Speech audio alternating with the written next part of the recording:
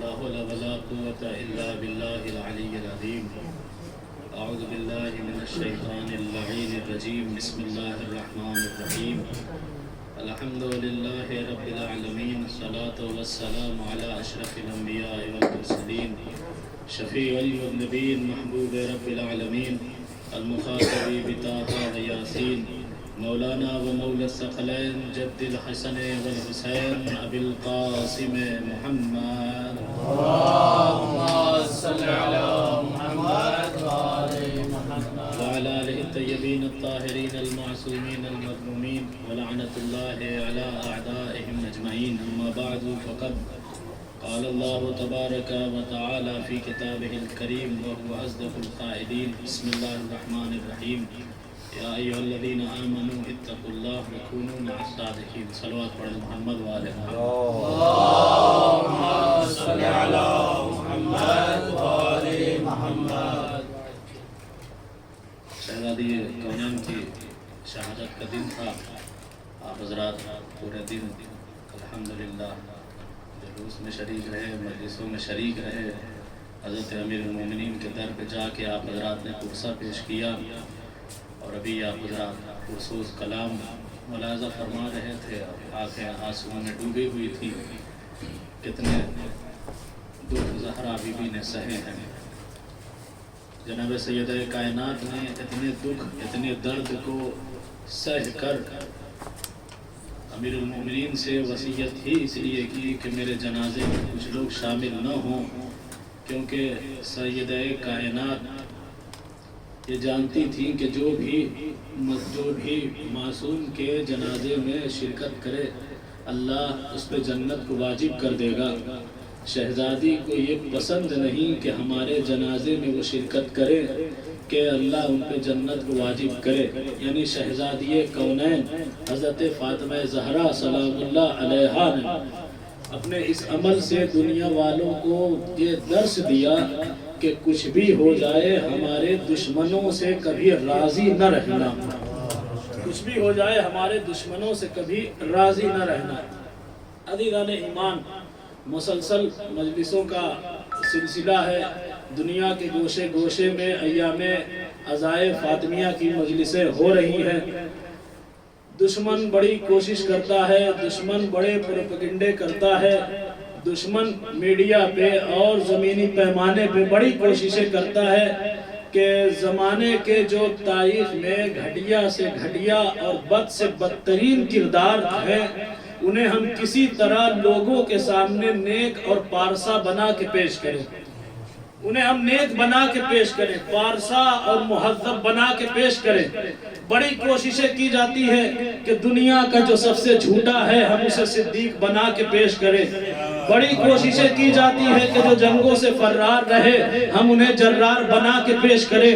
بڑی کوششیں کی گئی کہ جنہوں نے بیت المال کو اپنے داماد کے حوالے کر دیا, اپنے بھائیوں میں بانٹ دیا اور بقول معصوم کہ بیت المال کو ایسے کھا گئے جیسے جب بہار کا موسم آتا ہے اور درخت سے ہری ہری نرم و نازک پتیاں نکلتی ہے تو جس طرح سے اونٹ ان پتیوں کو کھا جاتا ہے اسی طرح سے کچھ لوگوں نے بیت المال کو کھا لیا. اب امت کوشش کر رہی ہے کہ ہم ان کو دنیا کا سخی ترین انسان ثابت کر دیں تاکہ یہ جو ان کی خباثتیں ہیں وہ لوگوں کے درمیان پاکیزگی بن جائے, لوگوں کے درمیان تعریف کے حقدار بن جائیں. مگر قربان جائیں سیدہ کائنات کے کہ جن کا ذکر صرف مخصوص دن کے لیے آتا ہے اس شکل میں عزائے فاطمیہ کی شکل میں, مگر جب شہزادی کا ذکر ہوتا ہے تو دنیا کے سامنے حقیقتیں کھلنے لگتی ہے, پردے اٹھنے لگتے ہیں, سیرتیں دکھنے لگتی ہے, کردار ظاہر ہونے لگتے ہیں. کوئی کتنا چھپاتا رہے,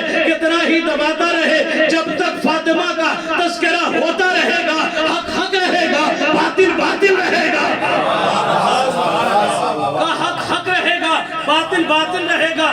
لوگ جتنی کوششیں کر لیں کہ ہم کسی کو اٹھائیں گے, ہم کسی کے کردار کو بلند کریں گے, لیکن خدا کی قسم جب تک دنیا میں تذکرہ جناب فاطمہ باقی ہے, جب تک جناب سیدہ کائنات کی حقانیت اس دنیا میں باقی ہے, غدیر کا ہاتھ سقیفہ کے ہاتھ پہ آ ہی نہیں سکتا. جب تک حقانیت ईमानियत जनाब फातिमा ज़हरा सलामुल्लाह अलैहा है। दुनिया कितनी भी कोशिश कर ले, हक और बातिल में कभी भी मिलाप हो ही नहीं सकता, हक और बातिल मिल ही नहीं सकते। वो खत इम्तियाज है ज़ाते हज़रत फातिमा ज़हरा के जहां से पता चलता है कि अल्लाह किन से राजी है, अल्लाह किन से नाराज है। हुक्म हुआ खुदा का कि तुम चाहे साहिब ईमान हो, तुम चाहे तकवा वाले हो, फिर भी तुम सच्चों के साथ हो जाओ। साहिब ईमान, साहिब तकवा, सच्चों के साथ हो जाओ। अज़ीज़ान ईमान, देखिए जब तक हम सच्चों के साथ नहीं होंगे, जब तक हम सच्चों के दामन को थामेंगे नहीं, तो फिर हमारे दिल में खालिस ईमान आ ही नहीं सकता। नहीं इंसान कामिल तौर पे मुत्तकी बन सकता है, नहीं बाईमान बन सकता है, जब तक इन सच्चों के दामन को न थाम ले। हमने दुनिया में देखा और देख रहे हैं कि जिन्होंने दावा किया कि हम साहिब ईमान हैं, मगर हकीकत में इन्होंने सच्चों के दामन को छोड़ रखा है। तो हमने देखा दावा तो है ईमान का, मगर ईमान ऐसा कि किसी का अल्लाह अर्श से लड़खड़ाते हुए गिर रहा है और हाथ थामने वाले दस्तगीर बन रहे हैं। किसी का नबूवत पे ईमान ऐसा कि नबूवत में शक भी हो रहा है, नबूवत की तौहीन भी हो रही है, मगर हजरत की जगह आला हजरत बनाए बैठे हैं। यानी ईमान जाहिरन दिख रहा है, मगर चूंकि सच्चों का दामन नहीं थाम रखा, सच्चों के दर से वाबस्ता नहीं है, लिहाजा नहीं सही तरीके से ईमान इनके दिल में है, नहीं सही तरीके से तकवा इनके दिल में है। अच्छा, इस जमाने में अगर देखें तो मुखालिफीन में एक शख्सियत जो नजर आती है जाहिरन इस वक्त एक बहुत बड़ा गिरोह उसे सबसे बड़ा मुत्तकी और परहेजगार इंसान समझता है। यानी सबसे बड़ा इस जमाने में मुत्तकी उसे समझ रहा है। नाम लेने की जरूरत नहीं, बस एक इशारा काफी है कि इतनी अजीम शख्सियत के जिन्होंने बताया कि जब केले को रखा जाए तो उसका रुख किबले की तरफ रखा जाए, जिन्होंने खीरे ख्यार को काटने का मदनी तरीका बताया, का इतनी अजीम शख्सियत, मगर तकवा ऐसा कि लोग उनका कलमा पढ़ रहे हैं तकवे में, और अमल ऐसा कि इस जमाने में सियासत मालिया का नारा लगाने वाली वही जात है। तो अज़ीज़ान ईमान, कहने का मतलब यह है कि अगर हम सच्चों का दामन छोड़ देंगे, सच्चों के दामन को हम छोड़ देंगे, तो ना हमारे अंदर ईमान आएगा, न ही हमारे अंदर तकवा आएगा। लिहाजा जरूरत यह है कि हम सच्चों के दामन को थामे रखें। जनाब सिद्दीक़त कुबरा जनाब फातिमा ज़हरा सलामुल्लाह अलैहा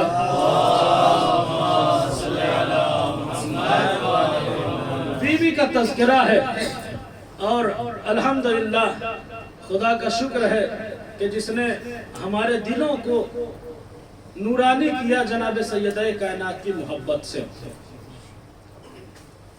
देखें, जिस इंसान के अंदर जो भी खूबी हो, वो खूबी खुद उसके कमाल को बयान करती है। जरूरी नहीं है कि हमारे अंदर अगर कोई खूबी हो तो हम जाके लोगों को बयान करें कि तुम हमारी फजीलत को तस्लीम करो, तुम हमारे कमाल को मानो। नहीं, जिसके अंदर जो भी खूबी होगी बंदा उसे तस्लीम करेगा, उसे मनवाने की जरूरत नहीं है। हम और आप देखते हैं बहुत सारे हमारे भाई ऐसे होते हैं, मैं अपनी मिसाल ले लूं कि अगर हम सोशल मीडिया पे या लोगों को खेलते हुए क्रिकेट देखते हैं तो दिल में ये ख्वाहिश रहती है हम भी मैदान पे होंगे तो इनसे बेहतर खेल लेंगे, इनसे बेहतर और इनसे दूर छक्का हम मार के दिखाएंगे, और शक्ल में हम दावे भी करने लगे भाई हमारे जैसा कोई खेलने वाला नहीं है, हमारी बैटिंग जैसी किसी की बैटिंग नहीं। लेकिन एक दिन शक्ल वालों ने कहा ले चलो इनको भी मैदान में। अब जब मैदान में आए तो भाई जब फास्ट बॉल आना शुरू हुई, ऐसे ही मोटा चश्मा लगा है, 6 में 2 गेंद बड़ी मुश्किल से दिखी और 4 ऐसे ही बीट हो गई। जब 2 ओवर खराब कर चुके تو اب لوگوں نے کہا بھائی باتیں تو بہت بڑی بڑی کر رہے تھے کہ ہماری بیٹنگ ایسی ہے ویسی ہے، لیکن جب میدان میں آئے تو ساری حقیقت کھل گئی۔ لیکن اس کے برعکس ہم نے دیکھا اسی شکل میں ایک ایسا بھائی ہے جو کچھ دعویٰ نہیں کر رہا، مگر جب دلیل کے لیے اس میدان میں پہنچا تو ہر گیند پہ ہی شاٹ لگا رہا ہے، بڑے بڑے چھکے چوکے لگا رہا ہے، اور لگانے کے بعد اب ہر ایک تسلیم کر رہا ہے ہاں اس بھائی کی بیٹنگ بہت مضبوط ہے، اس کے اندر ملکہ ہے کہ یہ گراؤنڈ پہ آسانی سے کھیل سکتا ہے۔ اب ہم اتنے خراب پردرشن کے باوجود اگر آ کے لوگوں سے کہیں بھائی تم مانو کہ ہم سب سے اچھے بلے باز ہیں، تم تسلیم کرو کہ ہم سے اچھی بیٹنگ کسی کی نہیں، تو لوگ کہیں گے عجیب بے وقوف آدمی ہے، بیٹنگ کرنے کا ڈھنگ نہیں اور دعویٰ کر رہا ہے سب سے اچھے بلے باز ہم ہیں۔ کہا بھائی کرکٹ چھوڑیے، اگر درس و تدریس میں ہم دعویٰ کریں کہ بھائی ہماری عربی عبارت تو ایسی ہے کہ ہم چاہیں تو لمحہ پڑھا دے، چاہیں مقاصد پڑھا دے، ہم چاہیں تو ایک ہی سانس میں تمہیں عربی کے خطوط لکھ کے دکھا دیں، ایک طرف اتنے دعوے کیے، جب دعویٰ سنا اظہار بھائی نے سنا، کہا چلو وائزین میں ان کو بحیثیت استاد مقرر کر دیتے ہیں۔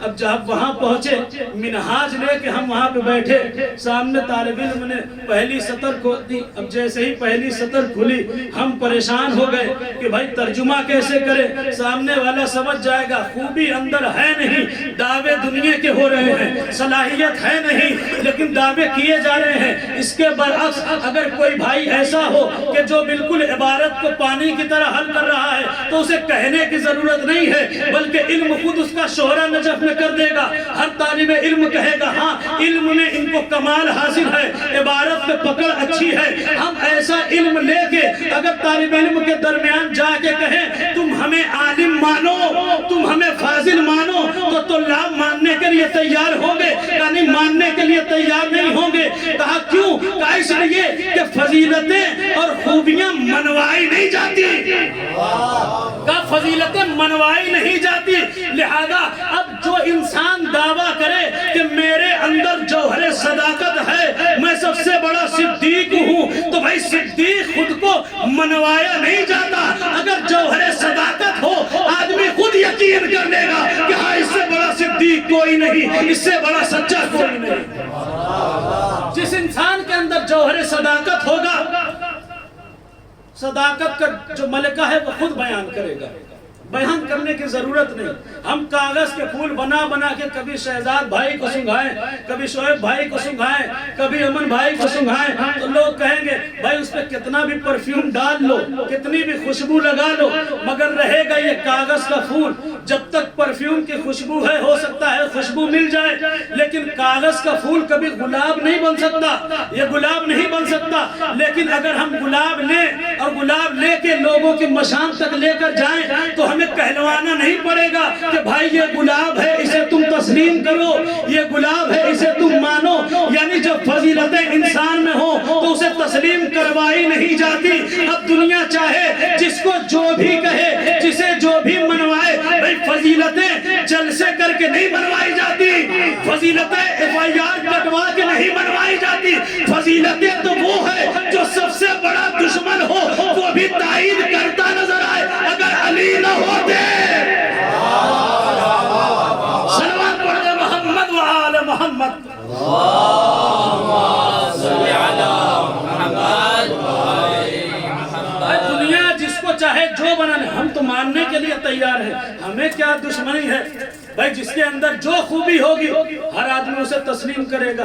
حاتم کا نام ہم نے بھی سنا، آپ نے بھی سنا، مسلمان ہے کہا نہیں، لیکن اس کی سخاوت کا چرچا ہے، ہر انسان تسلیم کر رہا ہے۔ نوشیروان گزرا، اس کی عدالت کا ذکر ہے، ہر انسان اسے تسلیم کر رہا ہے۔ افسانے میں رستم اور سہراب کا قصہ کتنا مشہور ہے، رستم کا بہادری میں آخری سند کے طور پہ نام لیا جاتا ہے، ہمیں تسلیم ہے، ہاں بھائی بہادر ہے تو ہے۔ بھائی اب صدیق کا تذکرہ کرنا ہے، صدیق کی محبت ہمارے یہاں الحمدللہ بچے بچے کے دل میں صدیق کی محبت ہے، ہر ایک ان کے قصیدے گاتا ہے، ہر ایک ان سے محبت کرتا ہے، مگر بس شرط یہ ہے کہ جسے صدیق کہا جا رہا ہے پہلے وہ صدیق ہو تو صحیح۔ پہلے وہ صدیق ہو تو صحیح، اگر صدیق ہے تو ہمیں اس کی محبت ہے، لیکن اگر سب سے بڑے کاذب کو کوئی صدیق بنا دے تو پھر انسان اس سے محبت تو نہیں کر سکتا نا۔ پروردگار عالم نے ایمان اور تقوی کے بعد کہا ہے کہ تم سچوں کے ساتھ ہو جاؤ، تو پروردگارہ اتنے سچے کہاں سے ملے کہ تقوی اور ایمان کے بعد ہم ان کے دامن کو تھام لے؟ عجب نہیں آواز قدرت آئے، زیادہ دور جانے کی ضرورت نہیں، مباہلے کے میدان میں دیکھ لو، تمہیں صادق بھی ملے گا، صدیق بھی ملے گا، صدیقہ بھی ملے گی، یعنی سچوں کا ایک پورا لشکر مل جائے گا۔ ان کے دامن کو تھام لو، اللہ تمہیں راہ راست پہ رکھتے ہوئے جنت تک لے کر چلا جائے گا۔ کہا تم سچوں کے دامن کو تھامو۔ اب مشکل یہ ہوئی اس زمانے میں کہ صدیق تو ملے مگر صدیق بھی دو نظر آئے، صدیق بھی دو نظر آئے، ایک امت کا صدیق ملا، ایک خدا کا صدیق ملا۔ اچھا صدیق دو ملے، اب دونوں کی صداقت کی ذمہ داری کون لے؟ کہ بھئی جس نے جس کو صدیق بنایا اس کی صداقت کا وہ ذمہ دار ہے۔ اگر امت نے صدیق بنایا تو ذمہ دار وہ ہے، اور اگر خدا نے صدیق بنایا تو صداقت کا ذمہ دار اب خدا بند کریم ہے۔ اب ہم نے دیکھا کہ دو طرح کے صدیق نظر آئے ہمیں۔ ایک خدا نے بنایا سلسلہ قرآن مجید میں موجود ہے، اللہ نے کچھ انبیاء کو صدیق کہا ہے۔ ایک نبی اس میں سے جناب ابراہیم علیہ السلام ہے کہ جن کو صدیق کہا گیا۔ اب جب اللہ کسی کو صدیق بناتا ہے تو اس کی صداقت کا بھرم کیسے رکھتا ہے؟ جناب ابراہیم علیہ السلام کے لیے ہم سنتے ہیں کہ بڑے مہمان نواز، جب تک کوئی مہمان نہ آئے جناب ابراہیم کھانا نہیں کھاتے تھے، پہلے مہمان آ جائے تب ہم کھانا کھائیں گے۔ اللہ ہمیں بھی توفیق دے مہمان نوازی کرنے کی، بدلے والی نہیں، اللہ ہمیں بھی توفیق دے۔ کہا کہ جب تک مہمان نہ آئے جناب ابراہیم کھانا نوش نہیں فرماتے تھے۔ ایک دن کچھ لوگ آئے جناب ابراہیم کے پاس مہمان کی شکل میں، اور جب مہمان کی شکل میں آئے ہیں تو جناب ابراہیم جناب سارا کے پاس گئے کھانے کے لیے کہا، لیکن اتفاق سے اس وقت گھر میں آٹا موجود نہیں ہے۔ جناب ابراہیم پریشان ہوئے، کہا اچھا میرا ایک دوست ہے جس کے پاس اچھی خاصی تعداد میں گندم ہوتا ہے، میں بھی آٹا لے کر آتا ہوں۔ جناب ابراہیم چلے، انہیں گدھے کو ساتھ لیا، اس کے اوپر بوریے کو رکھا اور چلے آٹا لینے کے لیے۔ لیکن جب دوست کے پاس آئے تو پتا چلا کہ اس دوست نے اپنے آٹے کو گندم کو لوگوں میں خیرات کر دیا اور اس کے پاس بھی اب موجود نہیں ہے۔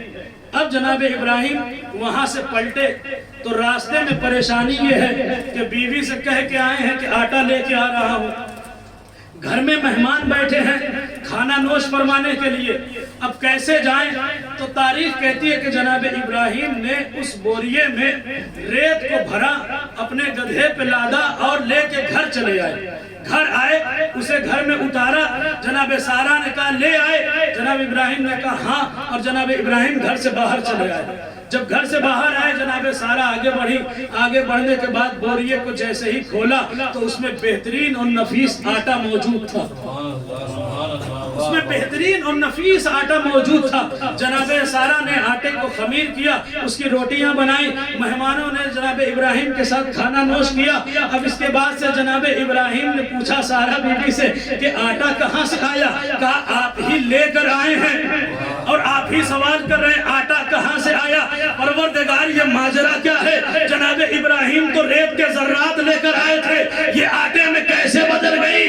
کہا میرے ابراہیم کو صدیق بنایا ہے، میرا نبی صدیق ہے، کہہ کے چلا تھا آٹا لے کر آؤں گا، اب اس کی صداقت کا بھرم رکھنا میری ذمہ داری، اب اس کی صداقت کا بھرم رکھنا یہ میری ذمہ داری ہے۔ لہذا ریت کے ذرات آٹے میں تبدیل ہو گئے، آٹے میں تبدیل ہو گئے، صداقت کا بھرم اللہ نے رکھا۔ ابراہیم نبی ہے صدیق، میرا مولا ہے صدیق اکبر، ابراہیم نبی ہے صدیق اور امیر المومنین ہے انا الصدیق الاکبر لا یقولها بعدی الا الکذاب، میرے بعد کوئی صدیق خود کو نہیں کہے گا مگر وہ کہے گا جو کذاب ہوگا، سب سے بڑا جھوٹا ہوگا۔ ابراہیم نے کہا آٹا لے کر آتا ہوں، اللہ نے ریت کو آٹے میں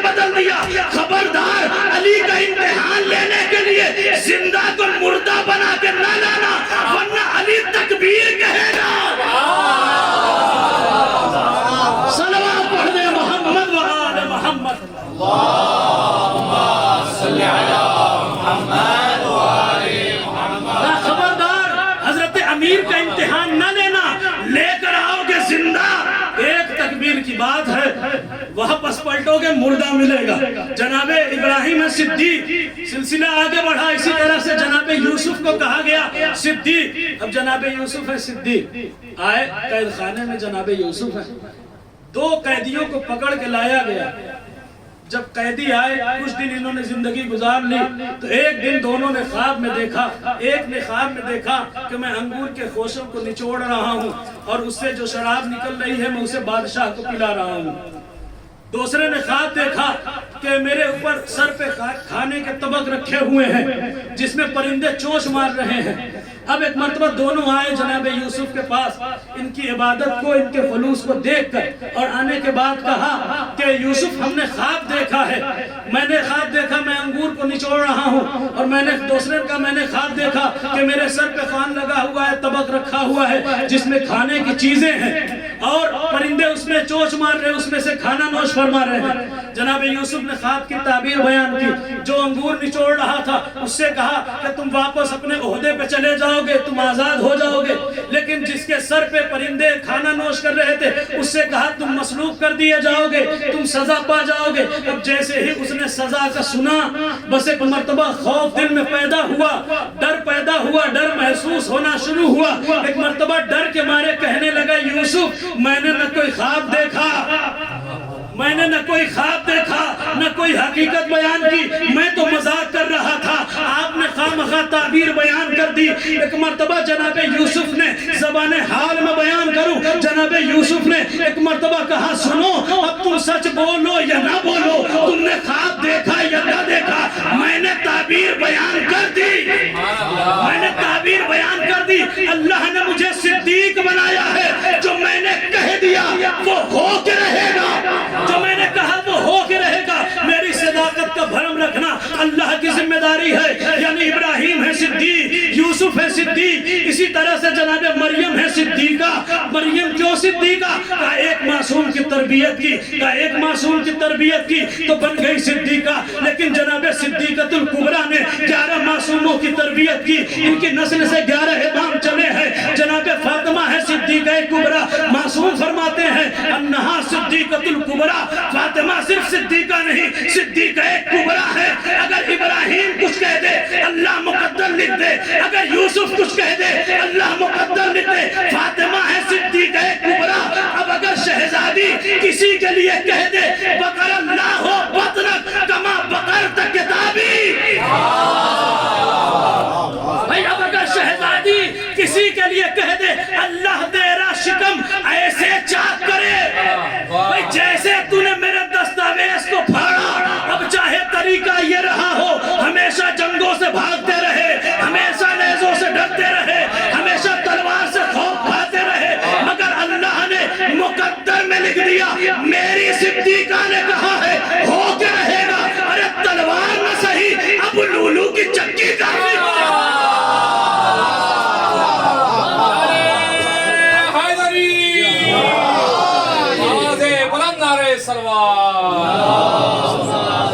میری صدیقہ نے مقدر لکھ دیا،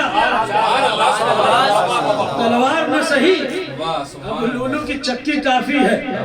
کہا ایک صدیقہ اللہ نے بنائی، ایک صدیقہ امت نے بنا دی مقابل میں۔ اب جو مقابل میں صدیقہ بنی، خیر ابلیس بھی شرم کے مارے ڈوب جائے، بہرحال پڑھنے کی ضرورت ہی نہیں۔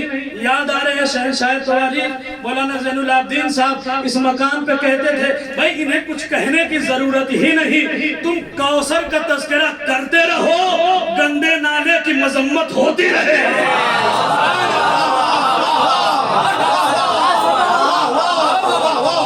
کوئی ضرورت نہیں، کوثر کا ذکر کرو، گندے نالے کی مذمت ہوتی رہے گی۔ کرار کا قصیدہ پڑھتے رہو، فرار کی مذمت ہوتی رہے گی۔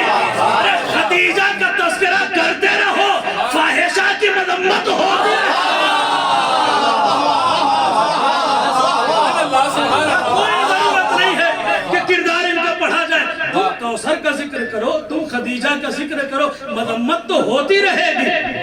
اتنی بڑی صدیقہ اور اس فضیلت کی حامل کہ حضرت نبی کریم کہہ رہے یا علی جیسی صدیقہ بی بی آپ کو ملی، ایسی صدیقہ بی بی تو مجھے بھی نہ مل سکی۔ صدیقہ ہیں، امت نے کہا دو صدیق بنائے، ایک امت نے بنایا، ایک خدا نے بنایا۔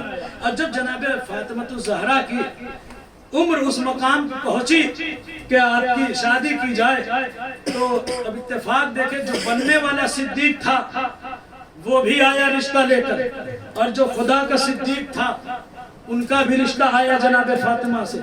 لیکن جب دنیا والے صدیق کا رشتہ آیا، نبی نے منہ کو موڑ دیا، یعنی اس لائق نہیں کہ صدیقہ کا کفو بن سکے، اس لائق نہیں کہ ہم پر لے زہرا ہو سکے، مگر جو خدا کا صدیق تھا اس کی نوید مسرت ستارے زہرا بن کر آیا۔ جو خدا کا صدیق تھا جبرائیل قصیدہ پڑھتے ہوئے آیا، زوج نور بن نور، نور کو نور کی زوجیت میں دے دو، قصیدہ پڑھتے ہوئے آئے۔ یعنی دو صدیق، ایک سے نبی نے رخ کو موڑ لیا، ایک کو نبی نے اپنی بیٹی دے دی۔ اب دنیا مقابلہ نہ کرے حضرت امیر کا کسی سے، حضرت امیر تو فضیلت کے اس آسمان پہ ہیں کہ نبی نے کہا اگر علی نہ ہوتے تو کوئی ہم پر لے زہرا نہ ہوتا، چاہے آدم ہو یا اس کے علاوہ کوئی بھی اس لائق نہ تھا کہ جناب فاطمہ کا ہم پلہ ہو سکے۔ صداقت کی اس معراج پہ جناب فاطمہ الزہرا، اللہ نے آپ کو صدیقہ بنایا ہے، صدیقۃ الکبریٰ، اور کوئی تمہید نہیں۔ شہادت کا دن ختم ہوا، آج بی بی کی دفن کی رات ہے، اللہ نے انہیں صدیقہ بنایا۔ رونے کے لیے کافی نہیں کہ جسے اللہ نے صدیقہ بنایا کیا گزر گئی ہوگی اس بی بی کے دل پہ، جب بھرے دربار میں شہزادی نے کہا خدا کی قسم فاطمہ جھوٹ نہیں بول رہی ہے۔ اللہ اکبر، جب بی بی کو کہنا پڑا خدا کی قسم فاطمہ جھوٹ نہیں بول رہی ہے، جس کی توقیر پہ قرآن نے قسم کھائی ہے، خالی ہاتھ وہ دربار سے چلی آئی ہے۔ بات ورثے میں نہیں، دکھ ہے مجھے یہ بابا، تیری تحریر مسلمانوں نے جھٹلائی ہے۔ بابا تیری تحریر کو جھٹلایا گیا۔ جس در پہ نبی کریم سلامی دینے آتے تھے، جس کے بیٹوں کا جھولا جھلانے آتے تھے، جس کے بچوں کو لوریاں سنانے آتے تھے، جس در پہ ملائکہ سلام کرنے آتے تھے، نبی کی وفات ہوئی، اس بی بی کے ساتھ کیا سلوک ہوا؟ انیس اس طرح سے رقم کرتے ہیں جس پر یہ کبریاء کی عنایت ہوئے کرم، اس پر قلیل عمر میں کیا کیا ہوئے ستم، دنیا سے کوچ کر گئے جب سرور امم، اس فاقہ کش پہ ٹوٹ پڑا کوہ رنج و غم، محبوب کبریاء سب در سر سے اٹھ گیا، سایہ تھا جس کا سر پہ وہی سر سے اٹھ گیا۔ جس باپ کا سایہ تھا شہزادی فاطمہ کے سر سے سایہ اٹھ گیا۔ ارباب ازا، ہم نے اور آپ نے شہزادی کے مسائب تو بھی شروع بھی نہیں ہوئے مگر آنکھوں میں آنسو آ گئے، دل رونے لگا۔ جب ہم گنہگار لوگوں کا یہ حال ہے تو ذرا سوچئے کہ ہمارے ائمہ کے دل پہ شہزادی کا غم کیسے طاری ہوتا تھا۔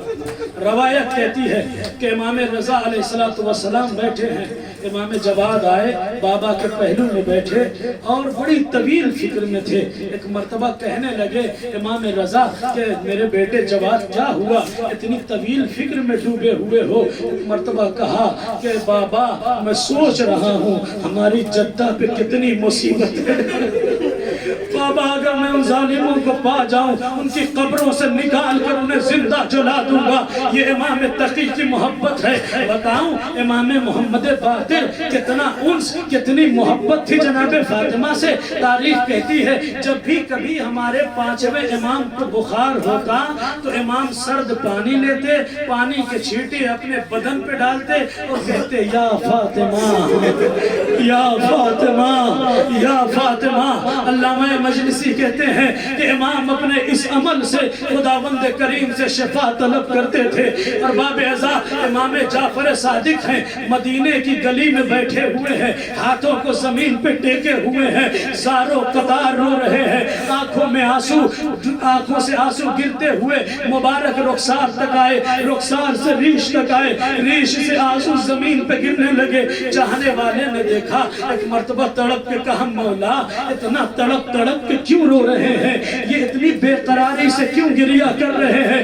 امام نے تڑپ کے کہا تمہیں کیا پتا آج کا دن وہ ہے جس دن ہماری جدہ کی شہادت ہوئی، جس دن ہماری جدہ کی شہادت ہوئی۔ یہ سننا تھا۔ چاہنے والا رونے لگا اور رو کے کہتے مولا کیا گزر گئی تھی آپ کی جدہ پہ جو اتنا تڑپ تڑپ کے رو رہے ہیں؟ امام کہتے ہیں نہ پوچھو کیا گزر گئی، بس اتنا سمجھ لو ایک طرف ہزاروں لوگ تھے، دوسری طرف ہماری جدہ، بیچ میں چلتا ہوا دروازہ۔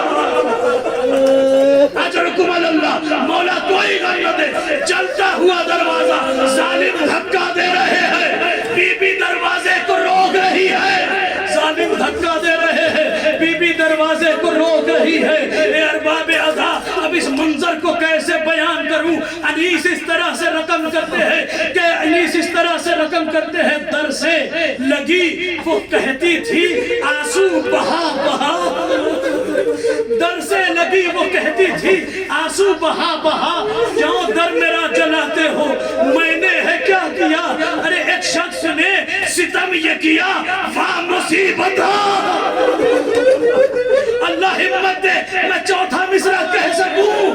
ارباب اعزاء اپنے بچپن میں ہم نے اور آپ نے طریقہ یہی تھا، جب بھی کبھی 7ویں محرم کو 8ویں محرم کو حضرت عباس کا علم ہمارے گھر پہ سجدہ ہے، ہم اس کمرے میں چپل پہن کے داخل نہیں ہوتے، جوتے پہن کے داخل نہیں ہوتے، جب بھی کبھی حرم میں جاتے ہیں اتنی ہمت نہیں ہوتی کہ اپنے پیر کو حضرت امیر کی زریح کی طرف کر سکے، نہیں پشت نہیں کرتے۔ ارباب اعزاء اب کیسے کہوں؟ انیس کہتے ہیں در سے لگی وہ کہتی تھی آنسو بہا بہا، جو در میرا جلاتے ہو، میں نے ہے کیا کیا؟ ارے ایک شخص نے ستم یہ کیا، واہ مصیبت، دروازہ لات مار کے اس پہ گرا، دروازہ لات مار کے اس پر گرا دیا، پہلو پہ آئی ضرب جو بنت رسول کے، محسن ہوا شہید شکم بطول، اجرکم اللہ، محسن ہوا شہید شکم میں بطول کے۔ بس جیسے ہی محسن شہید ہوا، کوئی پوچھے حضرت امیر سے مولا نے کیسے اس منظر کو برداشت کیا؟ ارباب اعزاء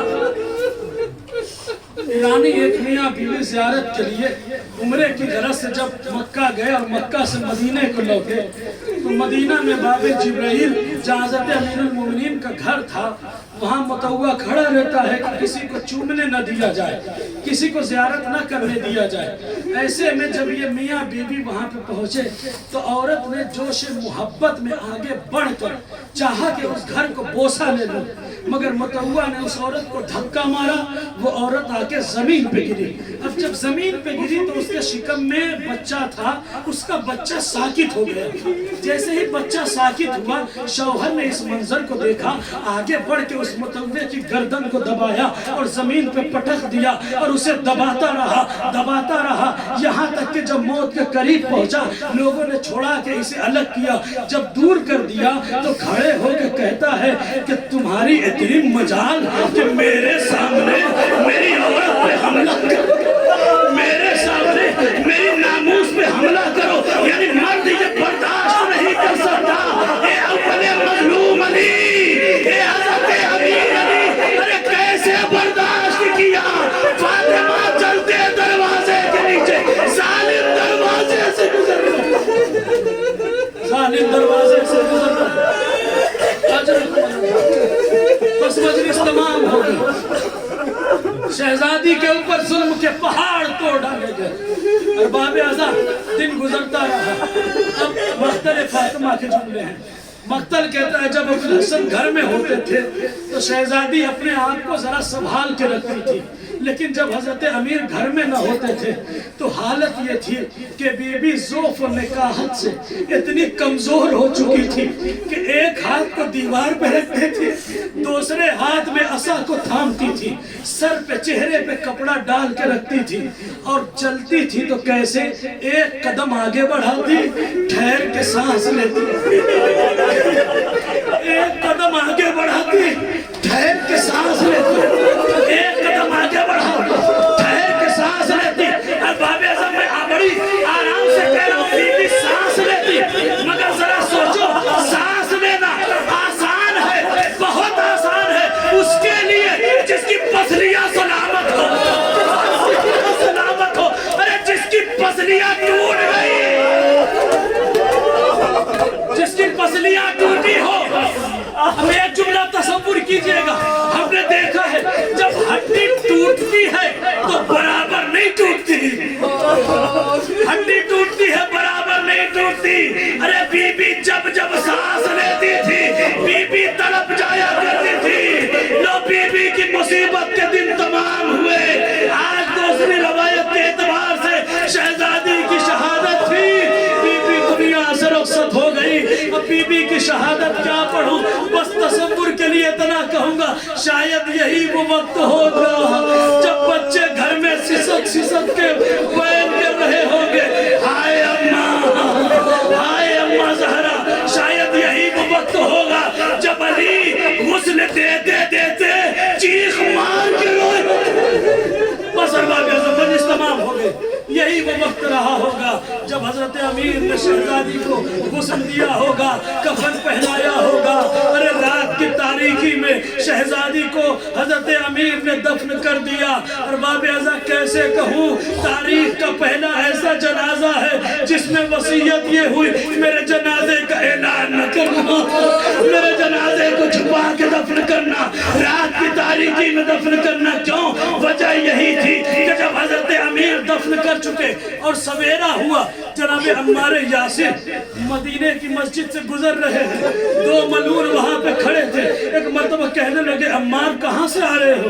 عمار یاسر کہتے علی کو تعزیت دے کے آ رہا ہوں۔ کہا کیسی تعزیت؟ کہا تمہیں خبر نہیں رات میں جناب فاطمہ کی شہادت ہو گئی ہے، علی نے رات کی تاریکی میں شہزادی کو دفن کر دیا۔ ان ظالموں نے جیسے ہی سنا ان کو موقع مل گیا، کہا چلو چل کے فاطمہ کی قبر کو کھود، چلو چل کر لاش کو باہر نکالیں گے اور ہم پھر سے جنازہ پڑھیں گے۔ ایک مرتبہ جیسے ہی یہ جملہ جناب عمار یاسر نے سنا، اتنی تیز دوڑتے ہوئے چلے، پیروں سے جوتا نکل گیا، تڑپ کے آئے مولا مولا قیامت ہونے جا رہی ہے۔ عمار کیا ہوا؟ کہا ظالم اکٹھا ہو گئے فاطمہ کا لاشا نکالنے کے لیے، ان کی قبر کھودنے کے لیے۔ علی نے یہ سنا، ایک مرتبہ تلوار کو لیا، سرخ امامہ سر پہ رکھا۔ جیسے ہی مدینے والوں نے یہ دیکھا، ایک مرتبہ مدینے والے کو رسول کی حدیث یاد آئی، جب علی کو اس عالم میں دیکھنا تو پھر خبردار کوئی ان کے مقابل میں نہ آنا۔ مدینے والے سہم گئے، علی ایک مرتبہ تلوار لہراتے ہوئے چلے، آ کے زمین پہ گاڑا اور وہیں پہ بیٹھ گئے کہ تم نے میری فاطمہ کی پسلیوں کو توڑا، تم نے میری فاطمہ کو مارا، میرے محسن کو مارا، بچوں کو یتیم کیا، اب تمہاری اتنی ہمت کہ تم ان کی قبر کو کھودو گے۔ خبردار، رسول نے اب کوئی وصیت نہیں کی، کوئی آگے نہ بڑھے، فاطمہ کی قبر کی بے حرمتی ہو یا حضرت امیر، فریاد ہے فریاد۔ ارے اس وقت آپ موجود تھے، کاش اس زمانے میں ہوتے جب جنت البقیع میں کسی بی بی کے قبر کو ظالموں نے توڑا۔ ارے وقت کا امام جب نجف آتا ہے، سامرا آتا ہے، گنبد دیتا، مگر جب بقیع پہنچتا ہے ٹوٹی ہوئی واہ غربتہ، واہ جدتہ، واہ مصیبتہ، ہائے اماں زہرا تیرا پہلو بھی ٹوٹا، تیری